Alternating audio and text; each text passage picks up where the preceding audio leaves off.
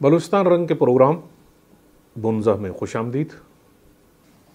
एक और बात जो तारीख के औराक में सुनहरे हुरूफ में लिखा है कि इस इलाके में जब बहरी तिजारत पे बहरी कज़ाक और पुर्तगीज़ियों ने उसको गैर महफूज करने की कोशिश की तो इसी इलाके के सरदार 15वीं सदी के बलूच हीरो हमल और जिहन का तज़किरा आता है, जिसने पुर्तगीज़ियों के ख़िलाफ़ जदोजहद की और इस जगह पे इस इलाके में बहरी तिजारत को महफूज करने के लिए अमली जदोजहद की, जिसे पुर्तगीज़ी गिरफ्तार करके लेके गए।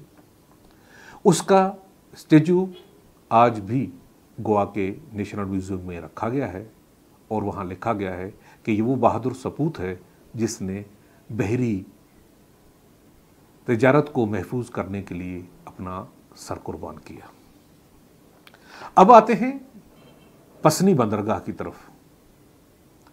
पसनी की बंदरगाह वो भी इंतहाई अहम बंदरगाह है। ईस्ट इंडिया कंपनी के दौर में कहते हैं कि इसने बहुत अहमियत हासिल की।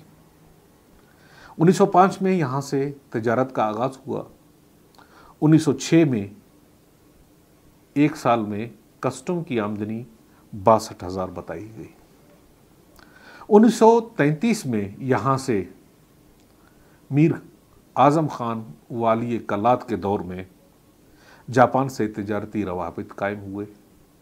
रेशमी, सूती और ऊनी मलबूसात वहाँ से क्यूबा से चीनी बरामद की गई और यहाँ से खुश्क मछली, पीश के मसनूआत और दीगर मसनूआत वहाँ भिजवाया गया। अब आगे आते हैं ग्वादर की तरफ।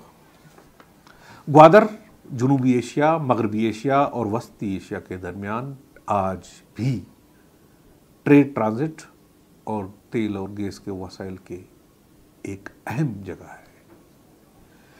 ग्वादर बंदरगाह भी बलूचिस्तान की कदीम बंदरगाहों में से एक है। ये कुदरती तौर पर एक तिहाई अहम बंदरगाह है। 1883 में मस्कत का शहजादा जब अपने भाइयों से लड़कर या नाराज़ होकर जब यहाँ आया तो कहते हैं कि नूरी नसीर खान के पास जब उसने पनाह लिया तो नूरी नसीर खान ने उसके नानो नफ़का और ख़र्चे के लिए उसकी हैसियत को देखकर ये इस जो बंदर है ग्वादर बंदर उसके हवाले किया और फिर उन्हीं के हवाले रहा। क़याम पाकिस्तान के बाद सितंबर 1958 में इसके दोबारा ख़रीद कर बलूचिस्तान का और इस मुल्क का हिस्सा बनाया गया।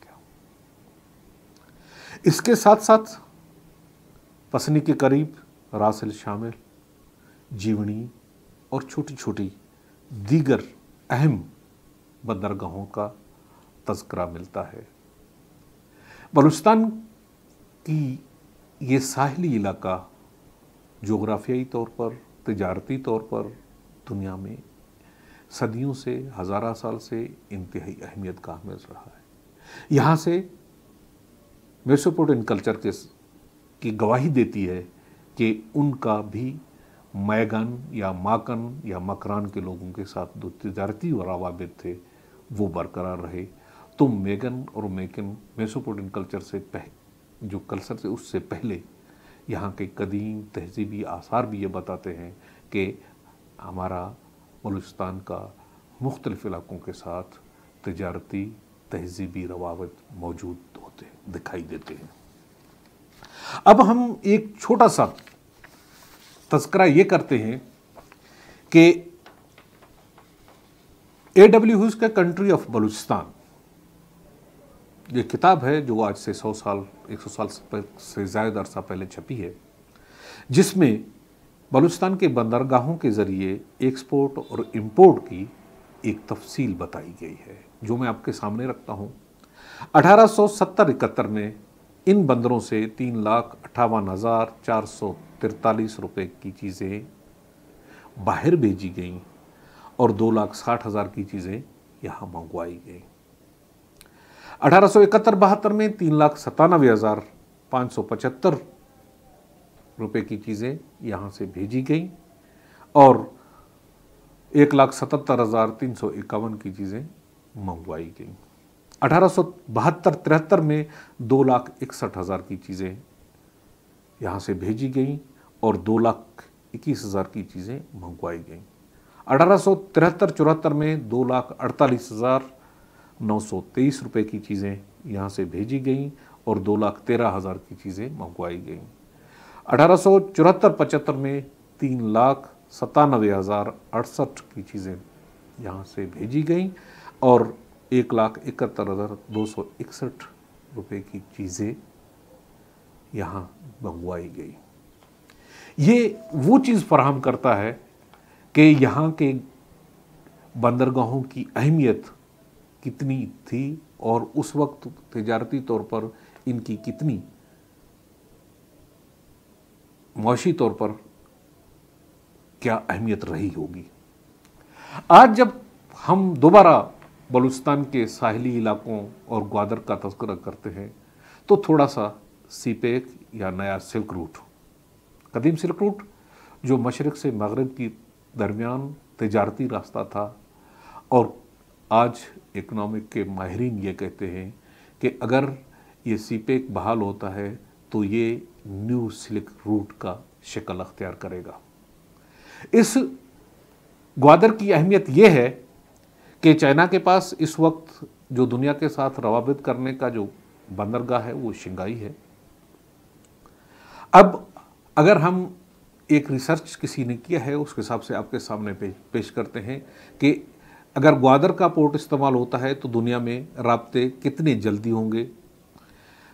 अब ओमान के सलाला पहुंचने के लिए शिंगाई से 22 दिन चाहिए, ग्वादर से 3 दिन चाहिए। जिद्दा शिंगाई से 26 दिन चाहिए और ग्वादर से 28 दिन। कुवैत शिंगाई से 25 दिन चाहिए, ग्वादर से 4 दिन चाहिए। नेदरलैंड रोटरडम शिंगाई से 42 दिन और ग्वादर से 24 दिन। जर्मनी शिंगाई से 43 दिन और ग्वादर से 25 दिन। फ्रांस शिंगाई से 41 दिन और ग्वादर से 23 दिन। अब हमें पता चलता है कि ये कदीम तौर पर भी इतनी ही अहमियत का हामिल रहा है और तिजारत का मरकज़ रहा है। तो बलूचिस्तान की बंदरगाहें किसी भी हवाले से कदीम और जदीद दौर को हम देखते हैं तो उसकी अहमियत सदा कायम रही है और सदा कायम रहेगी। तो बलूचिस्तान की जो साहिली इलाका है वो इतनी हसीन है, वहाँ पर कदम कदम पर सियाहत के वो दिलकश मरकज़ बन सकते हैं कि दुनिया इस तरफ उमड़ आने को तैयार होगी। तो बलूचिस्तान के साहिली इलाके को अगर सियाहती तौर पर भी तरक्की दी जाए तो वो दुनिया और बलूचिस्तान को इक़्तिसादी तौर पर बहुत अहमियत की तरफ ले जाएगी। तो ये साहिली इलाका खूबसूरती के साथ साथ माशी तौर पर भी इंतहाई अहमियत के हामिल है। अगली मरतबा हम किसी और मौजू के साथ आपके सामने होंगे। खुदा हाफ़िज़।